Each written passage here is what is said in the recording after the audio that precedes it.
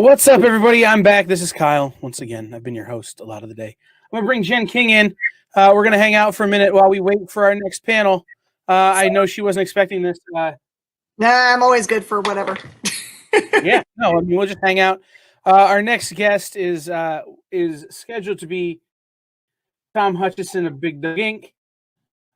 We are waiting as to whether or not he's going to be able to make it. So we'll just hang out. So you're having fun? I'm having so much fun. There's like every time you have something that's a totally live event, you know that something's not going to be kind of like a little bit wonky. It was so funny because Bill Miles, that is the young, he's 17 now, but when he first did the book, he was a 16-year-old. He was at work. He actually doesn't know Eastern time, but so he was at work when I poked him and I said, "Hey man, we're live now." And so you could see him like at his work in the back room trying to make it happen. Hey, I just appreciate that he tried to make it work. It's one of those things is that he could have just said, I'm out. We messed it up. We didn't get it right. Whatever. I'm just going to, hold off. But he rushed home or did whatever he did and got it square and came on and made a pitch at the end, which, is huge. Yeah, I think that I kind of wish, and I think that the audience really wanted to spend more time talking to him, because it is very interesting to see someone that's done so well really early on, and that whole like the revelation that he was talking about, that he just thought he was going to write the comic, and then the rest of it was going to kind of happen naturally, and didn't really understand the rest of the process. And his realization was it's expensive to make a comic. Yeah, no, it's hard work. And that's part of why, I wanted that group of guys because I knew what Lime had been through. And I'm hearing from Tom. Oh, perfect. Yeah, it looks like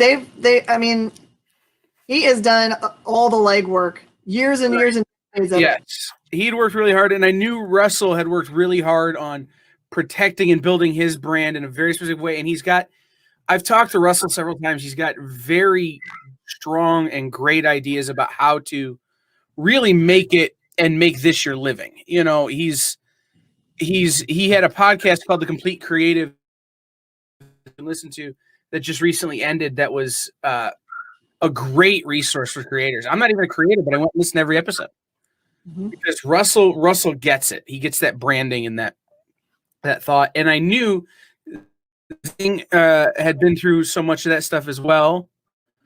Jing, I mispronounced it. Jing had been through so much of that stuff as well, building symphonic verses and his world. And I knew that William Miles was new.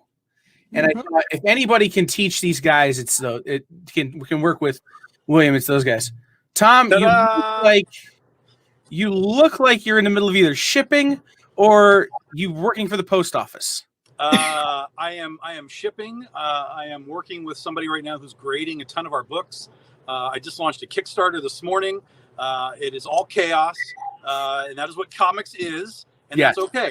And that is why I'm late, because I also thought that we were talking about 6 p.m. my time and not your time. But here we are. Yeah, no, it's half the year. It's my time. It's your time. Yes. Yeah, and I'll be honest. We were talking about how there's always a little something that happens. We had a guest in our last panel who did the same thing, misconstrued the time, was at work, like doing his day job, and he's like, "Oh crap, hold on." But he came and he made a strong pitch for his book, and it was great. And you guys haven't seen it on the back end, but I've been literally recoding the website by hand as we go today, because we had a problem with a backup last night. So I'm literally rebuilding our website for the experience. Wow. And in between doing these interviews, I literally spent the last hour fighting with YouTube to get the embed code to work right. And it turns out YouTube's just broke. So I'm embedding our Twitch, and it's fine. Like, it's just figured out and go from there. So, Tom, tell us, you launched a Kickstarter this morning. Yes. Start there. Tell us about the Kickstarter. 4 hours ago, in the olden days, we launched The Legend of Oz: The Wicked West to Kickstarter this morning. I'm a disaster because I've been doing that while packaging, and like I said, we're working with some graders right now on some books. So Legend of Oz: The Wicked West is celebrating 10 years of existence this year. This is the 21st issue of the book that we have kickstarted, but it is also a perfect starting point for anyone who has not gotten involved yet. It is a Western reimagining of The Wizard of Oz. So instead of ruby slippers, Dorothy's got ruby spurs, ruby bullets, Toto's her horse, and so on. So we funded the campaign in an hour. We are already right on the cusp of unlocking stretch goal number 1. We have 130 backers. It's going tremendous. So we couldn't be happier. You are a master at a Kickstarter, at the crowd. No. There are those that are masters. I am merely an apprentice, but I do my job well. Well, I say that, and I knew you were gonna give me some. No, that ain't true. But every project you put up there, back so fast. Yeah, every campaign that we've done has funded within an hour or less. What do you attribute that to? I think that, well, what I have, not to like go into what I have that you don't have, but the reality is that I have 10 years of doing this under my belt, going into year 11 now. So the one thing that I have that is an immediate help for these types of things, Kickstarters, crowdfunding of any kind, etc., is a track record and a following that already exists. I'm not coming out into 2021 with my first book, with artists that people don't know, etc. That's the real challenge. But for me, it's like I can already reach out to a group of people and say, hey, Oz is back, Penny for Your Soul is back, Critter's back, Ursa Minor's back, whatever. There's already a following for the book. There's already a following for Big Dog Inc. There's already a following for me. And they are ready, willing, and able to support Big Dog, the book, and all of the artists that are, part of the campaign, which is another key element is you want to work with artists for these covers and variants and exclusives that the fan base also knows. And, and then you just run with it. So you're celebrating the 10th year. You just mentioned it, the 10th year. Yeah. You of Big Dog. You already have celebrated with 2 books already, in Penny and Critter. Critter, yes. Yeah, those were our official 10-year anniversary books from last year. Those are the books we started with 10 years ago. And now Legend of Oz is on its unique 10-year anniversary. So I want to ask about the covers you did for the Comic Book Shopping Network. Sure, yeah. Those were so amazing. So how have the covers of the Big Dog Inc. books affected the way you approach, you're celebrating your 10th anniversary? Right.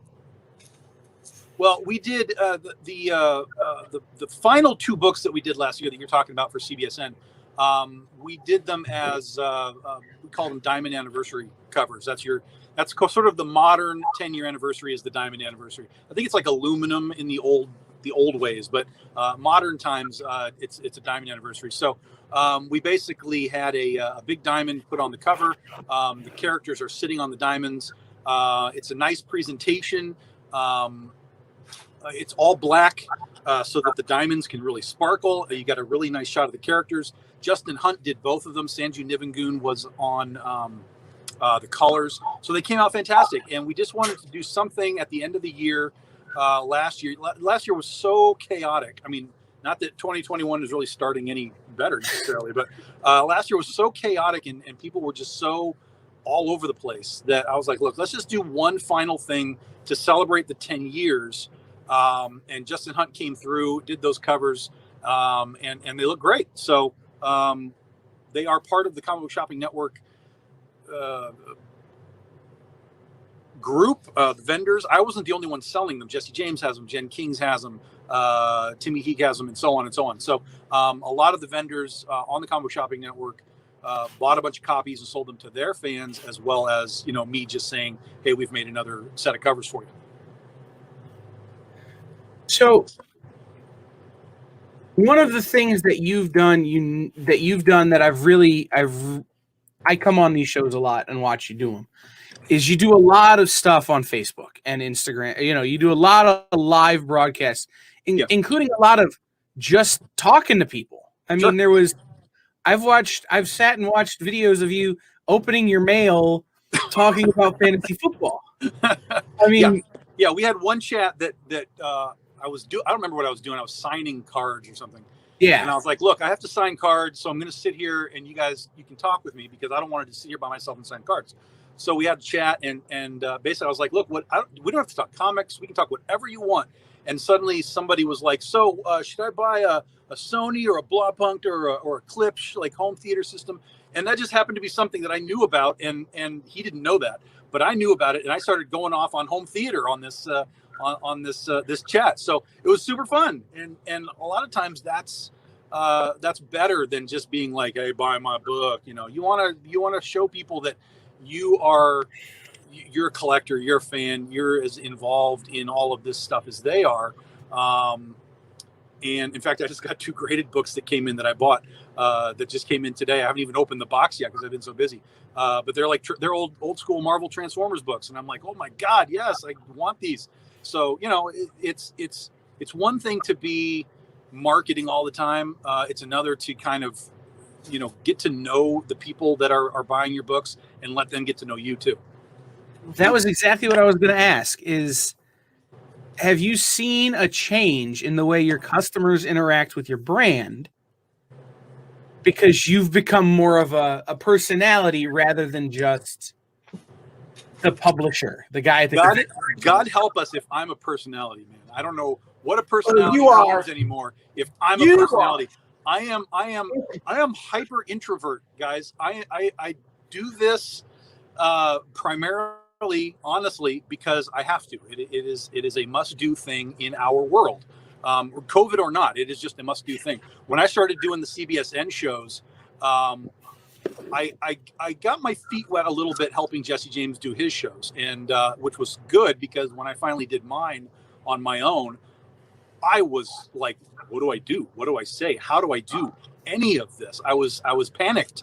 But people were like, dude, you had such a great show. And I was like, yeah, but I don't know what I was doing. So it's been a learning process. I think a lot of people make the mistake of coming on social media and doing these videos and just saying, yeah, I write a book and you can buy it on this website like that. No one cares. Tell me inspiration for your book. Tell me where it came from. Tell me what you're collecting. Tell me what movie you saw. Tell me if you like or hate Wonder Woman, whatever. Just be, like you said, be the personality. And I do get, there's a lot of regular folks that we have with the Doghouse Live show. Anytime I turn my phone on and it's like, hey, we're just going to chat, guys, there's the usual suspects that kind of all show up. But then depending on day and time, you're going to find a lot of other people that are just roaming around, especially if you make the video public, because then anyone can just kind of stumble across it and come on in and be like, okay, who's this dork in the Batman shirt and what's he talking about? Yeah, I mean, it's true. I mean, we had one of those videos where you were signing cards, and I think we talked about the NFL for the better part of an hour and a half. Yeah. And there was a lot of interaction on that video. Oh, and by the way, it's at 2 a.m. Like, it's the middle of the night. Yeah, I'm basically always up till about 2 a.m. That's just what it is. Doing something. I'm either working or I'm decompressing from work. Like last night, I was up till about 2. I was watching Psycho 2. I don't know how that happened, but I was like, okay, we'll watch Psycho 2. And then I was up till 2 a.m. and then I went to bed. So I decompressed with Psycho 2.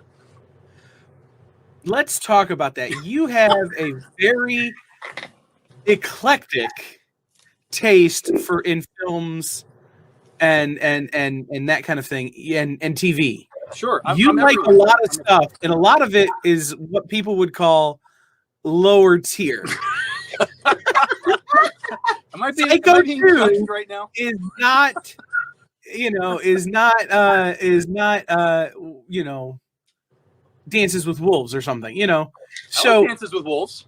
I understand. I get it, and that's what I was going to ask you: is where do you think that comes from, and does that influence your writing? Oh, totally. I mean, if you look at everything that I write, I am not a one genre person. I am superheroes, I am westerns, I am theology, I am horror, I am everywhere. I am kaiju, I am real life, slice of life stuff. Everything that I do is across the board. And I've always been like that, even when I watch TV and movies and whatever. It didn't matter what it was. It wasn't that I was like a horror guy. It wasn't that I was like a sci-fi guy because I like Star Wars. It's just I liked what I liked, of course, obviously, which is how it should be, by the way. Like what you like. But yeah, I weird thing is I'm not a Psycho fan. Like I liked the original, it was okay, but I don't know how I got to Psycho 2. It just was there.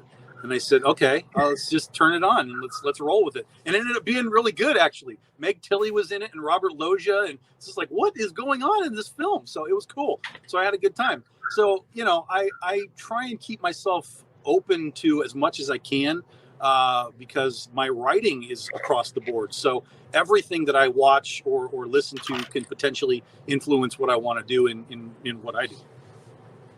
So we got some comments here. Mike says that you get affordable covers, multiple options to choose, solid storytelling and art in every issue. And he goes that he's talking about how that impresses him. Sure. Trish says that you're the rabbit that she followed to find us. Yeah, I followed down the rabbit hole. Yeah, she finds one thing and then you just kind of see where it goes and you find all kinds of stuff that goes along with it. Yep. Absolutely. It's how I end up watching videos at 3 a.m. of kids playing the public pianos at London airports or English airports. Or dudes in Africa like building pools with sticks. Yeah. Yeah. That and TikTok, man. And then we have Heroinberg says, love the art on your books, Tom. Really beautiful Zenoscope Aspen feel. Is Critter available to order through stores? I'll let you answer that one. Yeah, nothing that we have is available through stores unless it is a store that is dealing directly with us. Jesse James Comics, Comics and More in Detroit. Yes, Jen has our books. Creative Comics in Indiana. There are stores that deal direct with us, but we are not in the Diamond system. We left that system a few years ago and have focused primarily on Kickstarters and direct sale from me to you types of selling. So if you're interested in Critter, you can go to bigdoginc.com, click on the comics section. There's a Critter section. It'll open it up. Everything that we have available for Critter is right there. Trade paperbacks if you just want to read the books. If you want variant covers, we have variant covers. And that goes for all the books that we do. Everything we have is on the website. But our distribution is primarily Kickstarters, conventions when we have conventions again, and just direct sales, our website, and so on. I will say, if you were thinking about getting into Big Dog Ink books, just know that the fans that Tom has, despite him saying that he's not a personality, are pretty serious about it. So if there's ever something that's like a special cover that it's in any way is limited, you should not hesitate because they will just disappear. They'll be gone. Yeah, we just had our first Catter Day of the year. That's a new thing that we're doing. The first Saturday of every month is Catter Day. So we release a new Critter variant cover. Good portion of those are gone. We'll have our second one in, I think it's February 6th is the next Catter Day. So that's something that we'll be doing to have some fun throughout the year. Goth Day will be back this year. We did some specialty days last year. We had Princess Day. We had Bikini Day. Just had some really ridiculous fun with doing variants and presenting some really awesome art. And we're going to do some of that this year as well as the Kickstarters.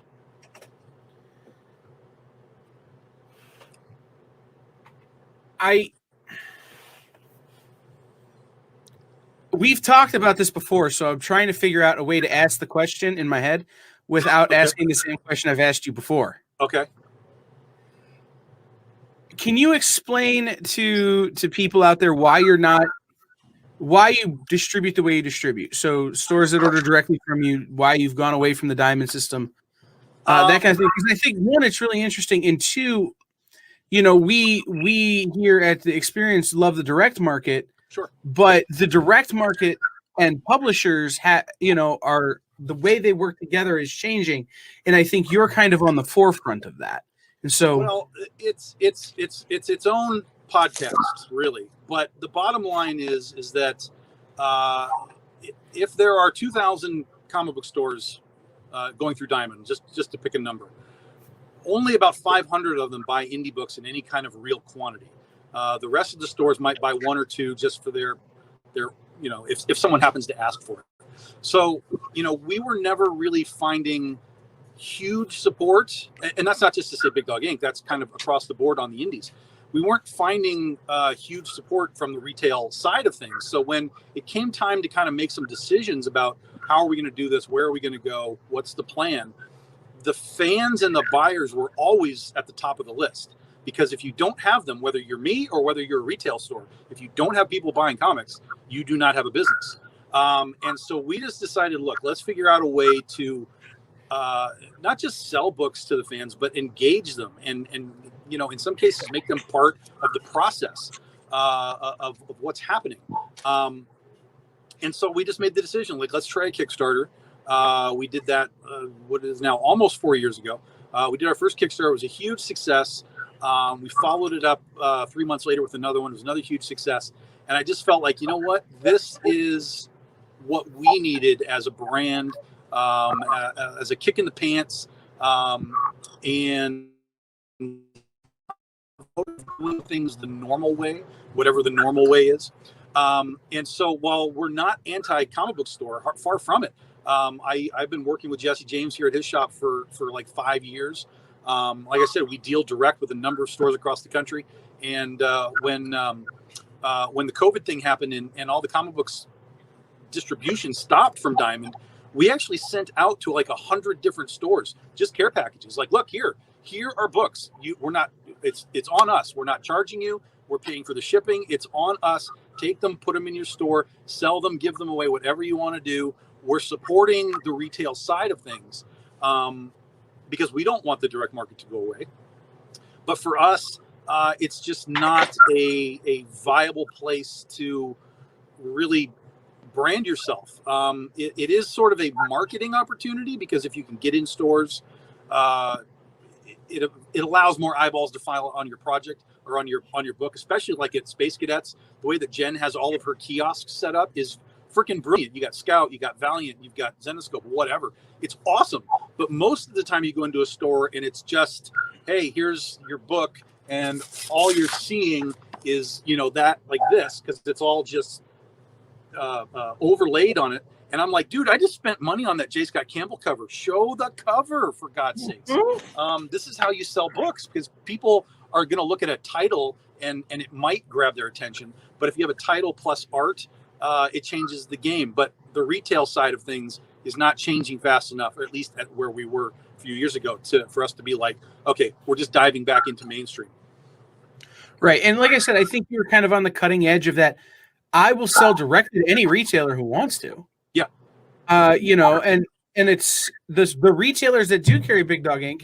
I'm thinking I've seen what Jen's store looks like. I know what Jesse's store looks like. I know what Comics and More looks like. Yep. The people who do carry it, it's prominent in their stores because of that, I think. And so I think this idea of, hey, look, it's not going to be as easy necessarily as just putting in your Diamond order, but we're going to provide you a better quality book. We're going to provide you gorgeous cover art that are going to attract people into your store and attract buyers. And, oh, by the way, you don't have to hop through any of the hoops to get it. Really, it does entice quite a lot of people. I would hope so. And I mean, the people that buy our books, the retailers, they're happy. They know they're moving stuff. They have their fans, their buyers that are like, okay, where's the next BDI book? And I'm like, okay, we'll get it in your hands. No problem. Easy. One of the other things that I think makes BDI really, really unique is the stable of cover artists. You work with a lot of cover artists who you've been working with for years. Sure. Who are, more and more the names in cover art. Mike Crome, Nia Rufino, J. Scott Campbell, obviously. I mean, so what do you look for when you're looking for a cover artist? Because you seem to have a knack for finding these great artists. I just want. I mean, I'm a comic book buyer myself. I buy comics, so on the art side, I want to see something that makes my eyeballs go, "Whoa, dude! You got to be kidding me! How did you do that?" And I want to take those guys and put them on my covers, because then I know my buyers will be like, "Dude, whoa! How did you do that?" And that's it. It's the trickle down effect. Somebody makes awesome art. I see it. I geek on it, and then I take the next step and put it on my cover so that they can geek on it. And that's it. I like different styles. I'm not stuck in one style. I love paint. We did painted stuff very, very early on in our first couple of years, back when doing painted covers was kind of rare. Like, you had kind of the Joe Giscos occasionally, and those kinds of guys, which were great. I love Joe Gisco. Joe Chiodo, by the way, Joe Chiodo is on our Kickstarter today. I'm freaking out on Joe Chiodo covers. I love Joe. Joe is such a great guy. I've never met him, but he's awesome from talking on Facebook. So painted covers and just, styles that aren't sort of the norm are very cool to me. And then the people that just come in and like really commit. Like Mike Crome just did a piece that we haven't even debuted yet. And I'm like, dude, I think I need to own that original piece, because it's like ridiculous what you did to it. So it's just, I want cool art, man. I want things that are going to really catch the eye. If you happen to be a social media guru as well with your stuff, like for example, the Steph Wilson, who really is great at promoting the stuff when he's on it, that's even better, because then I know I can say, hey, I'm going to put this guy on my cover. Not only is he going to attract attention from that, but he's also going to be, or she, he's also going to be like, yeah, I did this thing for Big Dog. Go find the book and get it. That's the icing on the cake right there. But I just want awesome stuff. I mean, I know what I like, and that doesn't mean that everybody likes what I like, but I know what I like, and I just try and translate that down to the fans through the books that we do.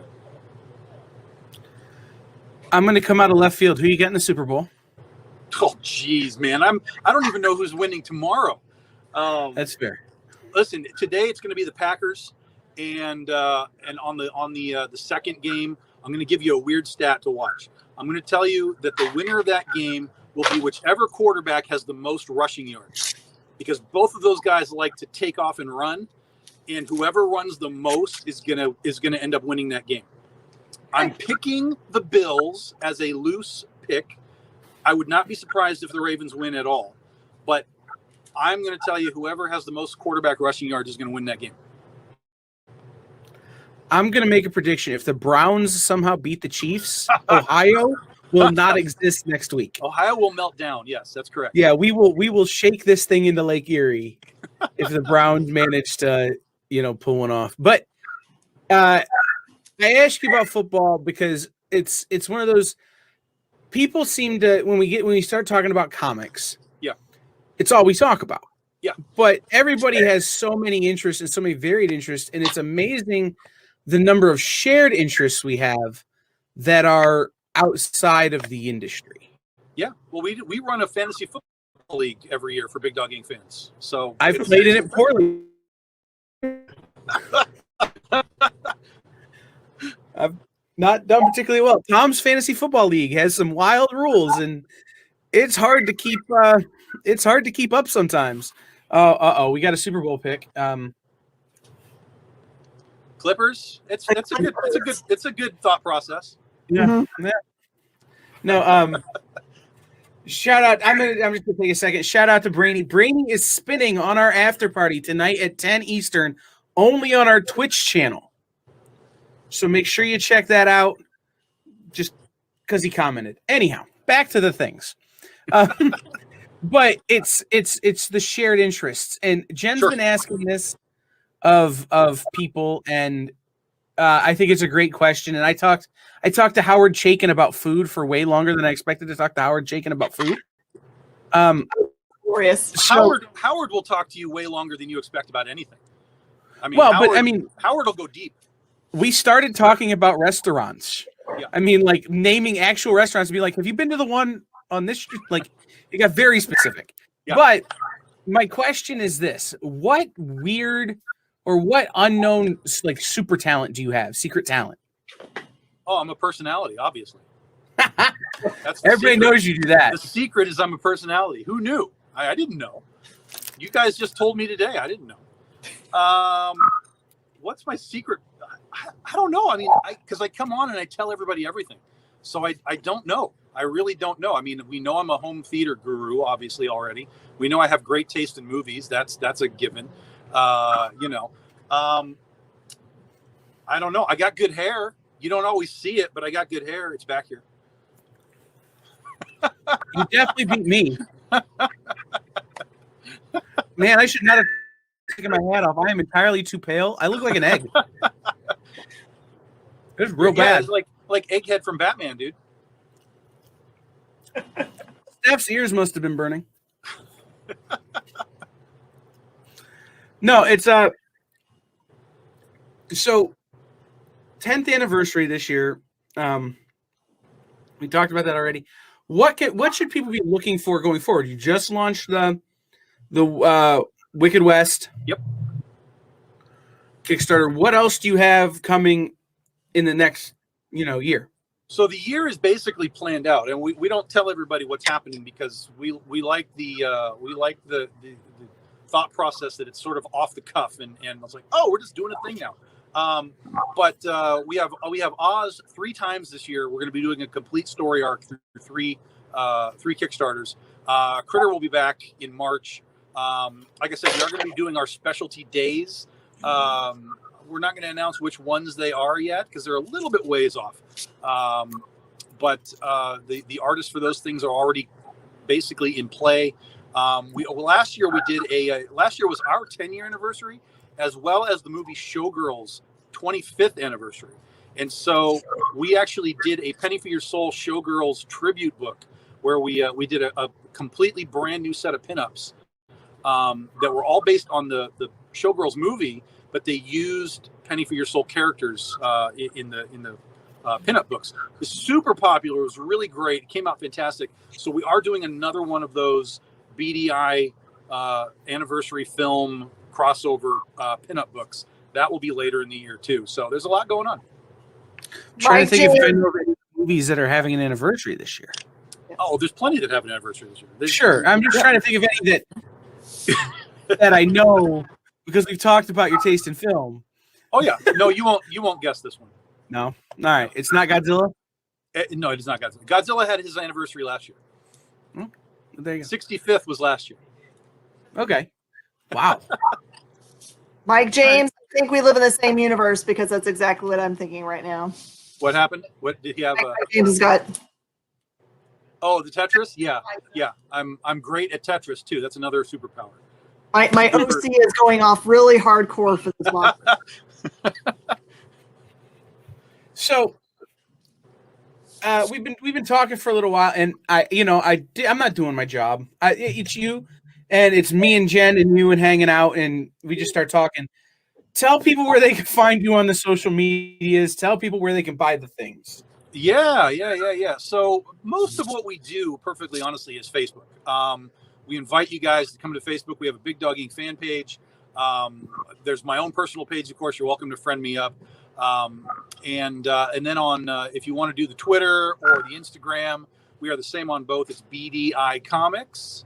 And then if you want to buy the things, go to bigdoginc.com, of course. That'll take you to the store. Or right now, we would love to have you as part of the Kickstarter. We're already at about almost 140 backers in 4.5 hours. Just about $9,000. It's going great. There are amazing variant covers there. Like I said, Joe Kyoto, Monty Moore. Oh my God, I'm going to forget people. Carlos Reno, Bun Leung, Nia Rufino, on and on and on. There's some great stuff there. So go check out Kickstarter for sure. But if you just want to follow us, Twitter, Instagram, Facebook, that is kind of where we hang out the most. And Patreon. Oh, and Patreon. Yes. And Patreon. Yes. Tom, I got to tell you, I got a DM from one of our regular viewers. Yeah. That never gets to see you because they must not come on whenever you come on real late. And she's basically saying that you're so funny and lively and ever so modest.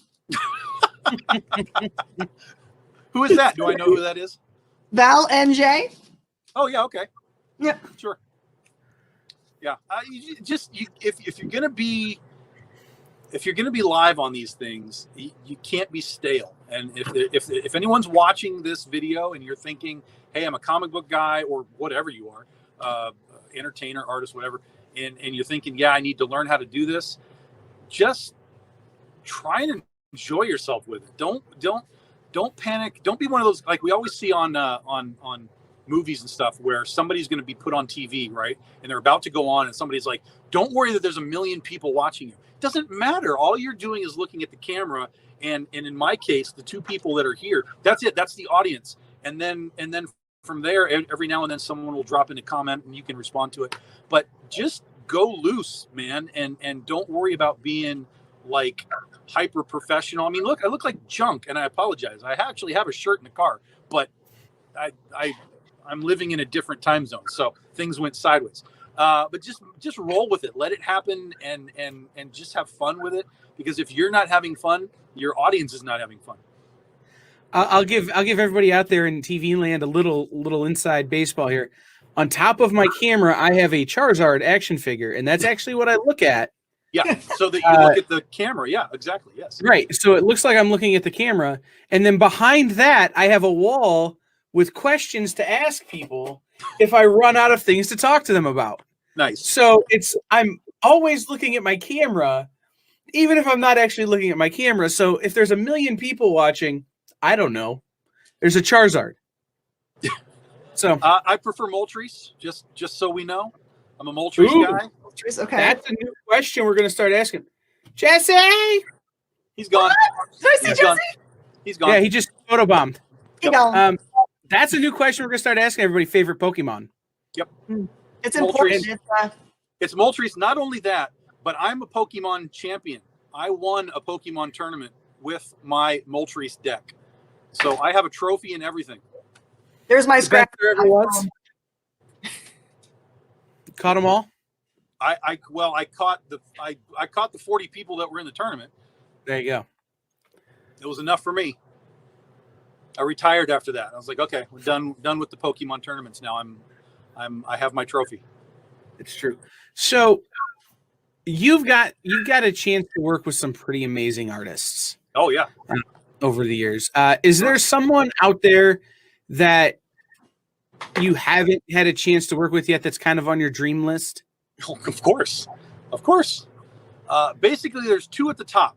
One I will never get, and the other is maybe possible, but still difficult. And basically, 1 and 1A is Todd McFarlane and Arthur Adams. That is my 1 and 1A at the top of my art list. I've loved Todd's stuff forever. I have loved art stuff forever. I can't get enough of them. So those are my hyper super bucket list dudes. But there's plenty of people that I would love to work with. Both older guys from when I was growing up, the 80s and 90s with comics, and newer people too. I mean, like we just lost Steve Lytle. I haven't known Steve, but I've known of Steve's work for many years. So there's guys that have been around a long time that I would love to be like, hey, can we do a thing? Like I was talking to Carl Moline last year about potentially coming on and doing something if schedules provided. I would love to get. Here's another one. Here's A, B, and C. Mark Schultz from Xenozoic Tales. I would freaking love to get something from him. So yeah, no, I'm a big art fan in general. I used to be an art dealer. Not like a strict dealer, but I was a art collector, and I would occasionally flip some of the stuff that I had and buy new pages. So I've been into art for a long time, and I think that's helped me in the art direction side of doing Big Dog Ink stuff. So Big Dog Ink has its stable of titles. It's sure. You've got a number of titles that you come out with regularly. Is there one that you've been kicking around for a while and you haven't done yet? Oh, dude, there's like 5 in my head right now that I'm thinking about. Like as we're talking, I'm like, and we could do that, and we could do that, and we could do that. Like that's the mind of the writer right there. It never stops. I literally have at least 3 projects that are back burner, but actually I'm taking notes and trying to figure out, okay, how do we do it? When do we do it? Who am I going to do it with? Always. So, as a writer and a publisher, Yep. when you come up with an idea, Yep. how do you decide if it's good, if you're going to publish it or not, or do you just do it because you're the guy? You make that. I just do it. Literally, Yeah. I just do it. There is nobody. There's nobody above me that I have to like take my pitch to. If I feel strongly enough about it that I want to do it, that to me tells me that it should be done. And then I just start to develop it out. Like, how am I going to do the book? When am I going to do it? Who's the artist? What kind of covers do I want to do for it? On and on and on and on and on. So as soon as something clicks with me, it's basically goes into the fast track to happen within probably a year or so, assuming everything, all the dominoes fall properly. Sure. Does your creative process change based on what you know about how the publication schedule is going to go? Not really, because we do. It's an advantage and a disadvantage doing Kickstarters, because the advantage is things move a little slower because you're doing them quarterly, so on and so on. Versus like, hey, we're doing 3 books monthly. Like, let's get our crap together and put these books out. So it's a plus because you can really kind of take your time and really tool these things into something that are special. But the flip side of that is, of course, you're doing them quarterly and you're not putting out 3 books a month, which is kind of what everybody wants to do is have those monthly books, because the fan base is like, dude, I want that next chapter. I got to read that book. And I get it. I totally get it. And that's why we're actively trying to figure out ways of producing these Kickstarters within an infrastructure that moves a little bit faster. Like, instead of doing 30 or 40-day campaigns, we've now pared them down to like 3-week campaigns, and which will just, we do 3 weeks. We have a couple of weeks of surveys, and we try and get the books out. So we're trying to actively change speed above all else, because the sooner we have that faster infrastructure, the sooner we can be like, okay, we've done this, now we can do this, now we can do this, now we can do this, and so on.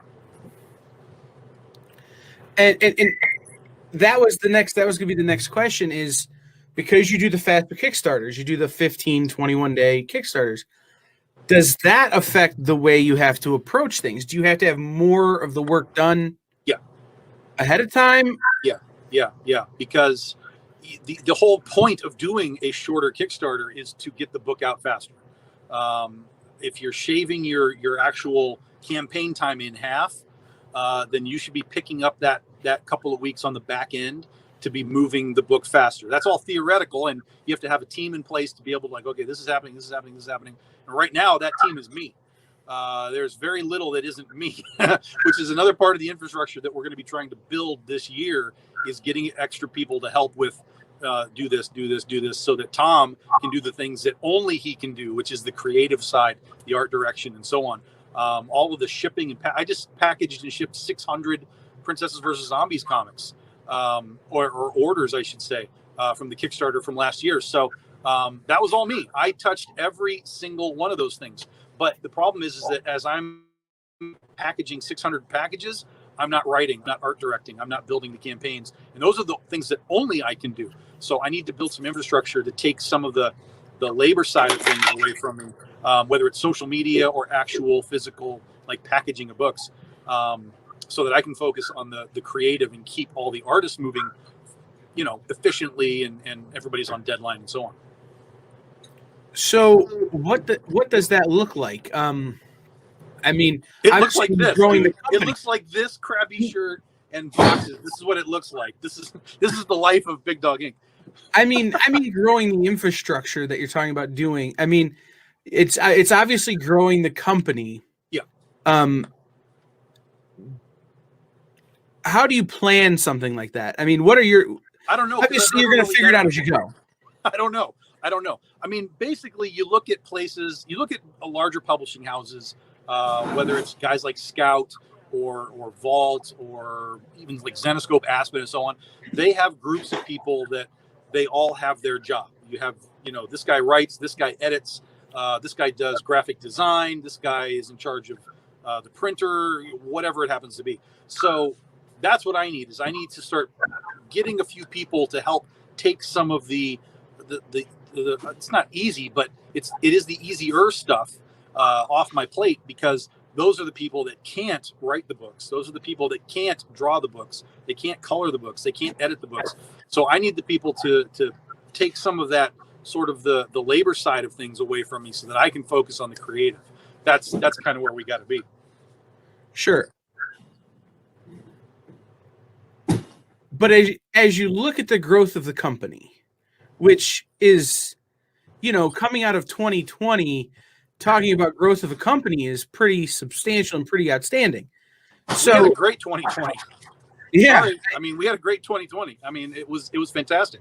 And here's the thing, it wasn't as fantastic as it could have been, because we didn't get to do our shows. We didn't get to go spread the 10-year anniversary across the country and all that. So it wasn't as good as it could have been, but Big Dog still had a good 2020 as a whole. Right. So, but coming into 2021, do you benchmark for growth? Oh, yeah. You start looking at what you did last year and say, how can we do 10% more? Yeah. Or 150% more? Yeah. Well, it's with us, it's kind of easy. It's because, again, we do these Kickstarters. That's our primary method of producing these books. I know what the Legend of Oz Kickstarter did last time. I know how many backers we had. I know how much money we did. So we come back here and we say we're doing Legend of Oz again. We need to have more backers and we need to do more money. And we need to do it again, and then we need to do it again, and we need to do it again. That's what happened with Penny for Your Soul. We grew Penny for Your Soul from little under 200 backers, little under 300 backers, and we did about $16,000 on that first one, all the way up to Penny for Your Soul number 7.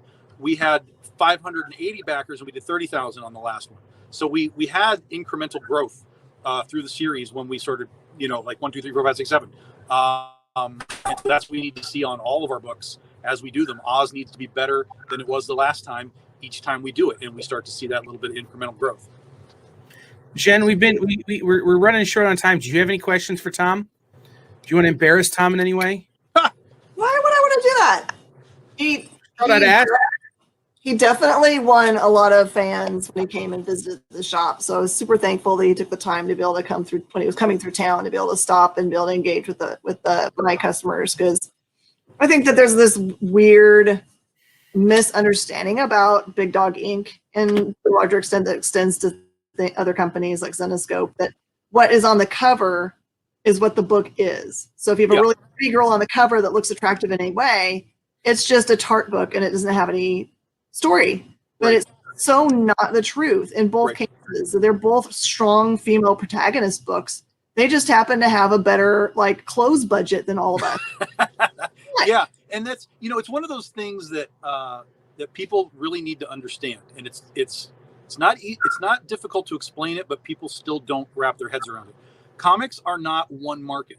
There is a retail market, there is a convention market, there's an online market, there's an art market, both for covers and interiors. There's markets for everything. And if you as a publisher, writer, creator, whatever, are coming in and saying, well, I just want people to read my book and that's all I want. I'm going to sell this one cover and that's it.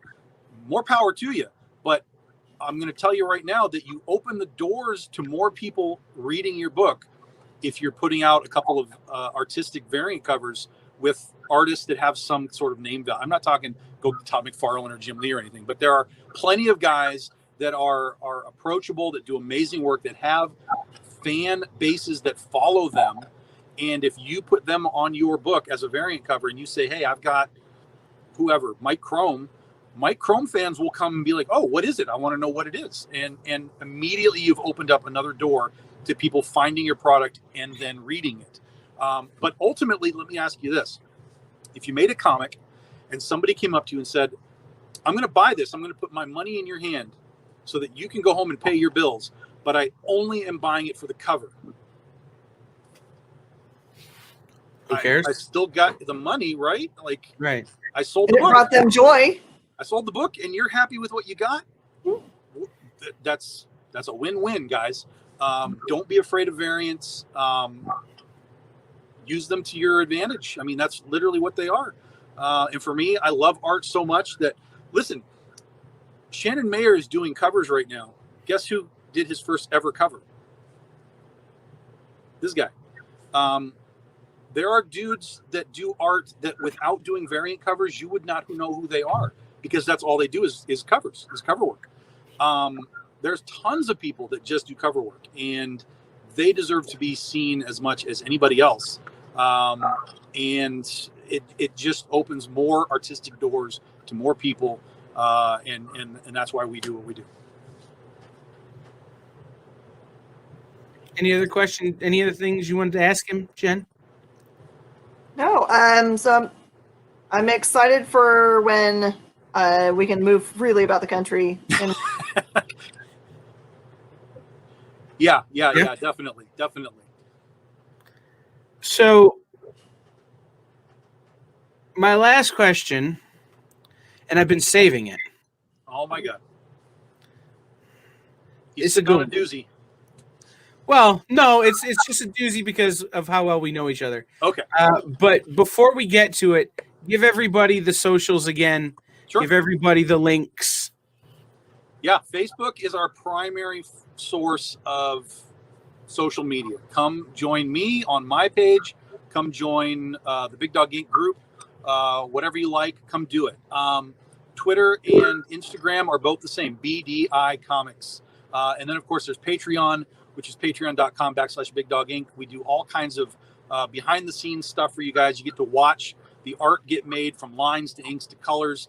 We show you logos that we're doing. You get debuting of new projects before anyone else sees it. Anyone who's there for 6 months, and we've done this twice now, anyone who's there for 6 months gets a free comic. Just, here's a comic, guys. Thank you for coming. It's an exclusive members-only variant comic that they get. We've done that twice. So all kinds of good fun on Patreon as well. Okay, this is the last question. And it's not the last question, but it's the last question. Okay. If I were to say, Tom, I'm going to hand Big Dog Inc. the keys to the Godzilla line, what story are you telling? Oh, I have a Godzilla story. I have one that has never been told in any capacity. And if IDW is interested, I'll write the book. as long as it's not the one about the little white fuzzy thing they carry on the picnic basket in Mothra 2 that pees on them to heal them. No. I have a Godzilla story that has never been touched upon in as far as context within the world. 100%, I have one. It's ready to go. Anytime IDW wants to come talk to me, we'll put that out there for you. Oh, and incidentally, Universal, everybody's talking about remaking Jaws or whatever. Forget that. I have a Jaws 5 for you. I have a script for Jaws 5. If Universal wants a Jaws 5 to wrap up your franchise, I'm here for you too. All right. The real last question is that we've talked extensively about your presence at conventions. Mm-hmm. And we don't have conventions yet. Hopefully by the end of 2021 we're allowed to have conventions again. Yeah. But you have built a very strong brand at conventions, both as Big Dog Inc. but as Tom. Can you talk about the way you think about how you should present yourself and how you should present your brand at conventions? I know we have a lot of young creators who are watching and paying attention, and I think it's worth knowing. That's another podcast in and of itself too. I mean, we actually just changed we got to do one show last year. It was Albuquerque Comic-Con. They were nice enough to invite us out and give us an end cap, which was fantastic because we completely changed our setup last year. And it's all visual. I mean, comics are visual, guys. I know you writers are out there are like, I want them to read my book. I'm like, yeah, dude, but you know what? You're not going to have a banner behind you with your words on it. It's not going to work. It's not going to happen. So that's where your art comes in. You need to have dramatic, eye-catching art so that when somebody walks by your booth and they don't know who you are or what you do, they can look up at that banner and go, yo, what is that? That looks cool. And then immediately that's your icebreaker. You don't even have to say anything to them. It's just, hey, that's cool. What is that? Hey, I'm the writer of this book and blah, blah, blah, blah, blah. It all starts with the presentation behind you, and of course how you put your books on the table as well. We actually set it up. We have a 3-tier system now. We have huge banners behind us with amazing art. I mean, I'm talking about 10-foot banners, okay? So you should be seeing that first as you walk up to the booth. Then as you look down the banners, right on the table, we have original art standing up. So those are about, what, like 1.5 feet off the table, the original art. The banners take you right down and you're looking at the original art. You're like, whoa, that's cool. And then that takes you right down, and right underneath that original art is the book that you just looked at.